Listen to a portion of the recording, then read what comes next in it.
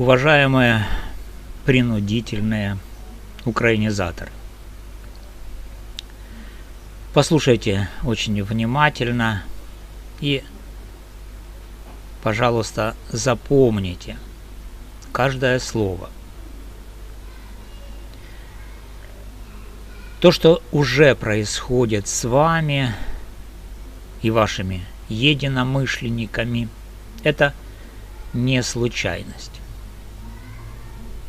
не совпадение и уж точно не происки российских диверсантов.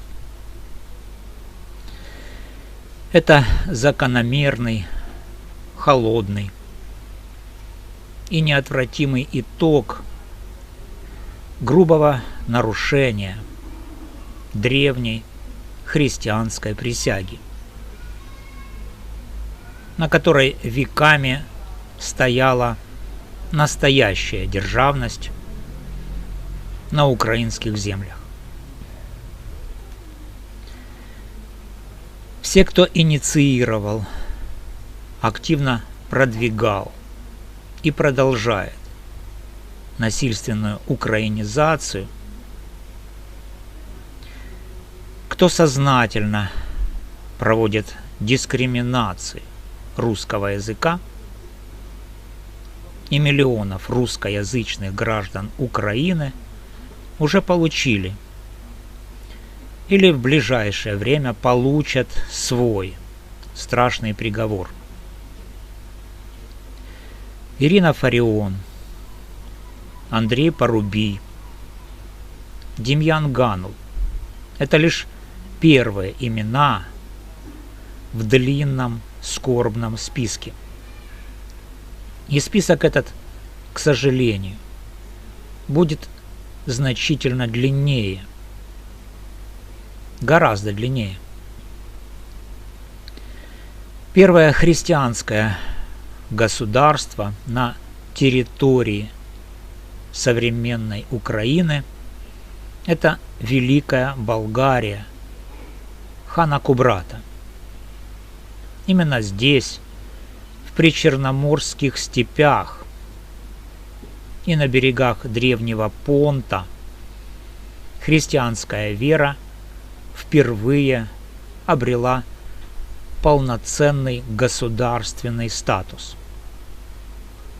Болгары говорили на староболгарском языке, прямом предке церковнославянского, из которого вырос и сформировался русский литературный язык. Присяга на верность этой христианской державности носила глубочайший, сакральный, духовный смысл. Нарушитель такой клятвы и все его потомки отлучались от Бога, единственного источника жизни. А без Бога и его защиты жизнь очень быстро и жестоко превращается в насильственную смерть. Именно это вы, сегодняшние активные украинизаторы, сейчас и делаете. Сознательно ущемляете, запрещаете, вытесняете и пытаетесь полностью уничтожить язык, на котором молились, присягали и жили ваши предки на этих землях. Вы плюете на древнюю присягу, попираете священные основы и думаете, что это пройдет без последствий. Однако история уже четко и кроваво показывает, как именно это заканчивается. Порошенко хотел войти в историю под громким лозунгом: армия, мова, вира. Но почувствовал ледяное дыхание приближающейся кары и против своей воли отступил. На его место пришел Зеленский, тоже русскоязычный по происхождению и корням, и с еще большим рвением продолжил то же самое дело, прикрываясь войной как щитом.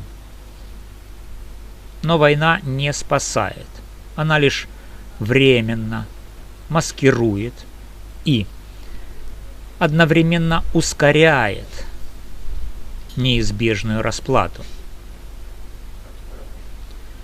Каждый новый репрессивный закон о языке, каждое увольнение учителя за русский язык, каждое преследование родителей за то, что они говорят с ребенком на родном языке дома, это новый тяжелый шаг по дороге, которая закономерно заканчивается пулей, взрывом, внезапной несчастной случайностью или другой насильственной смертью. Мы уже отчетливо видим четкую и пугающую закономерность.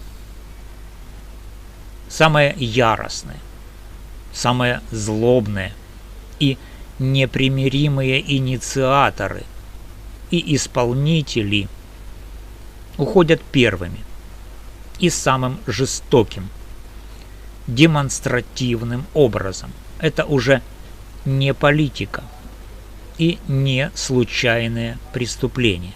Это духовный закон, который действует, независимо от того, верите вы в него или нет.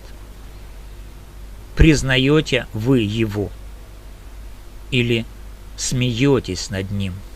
Предупреждаю вас открыто, честно и прямо, и как юрист, и как человек, хорошо знающий историю и духовные законы.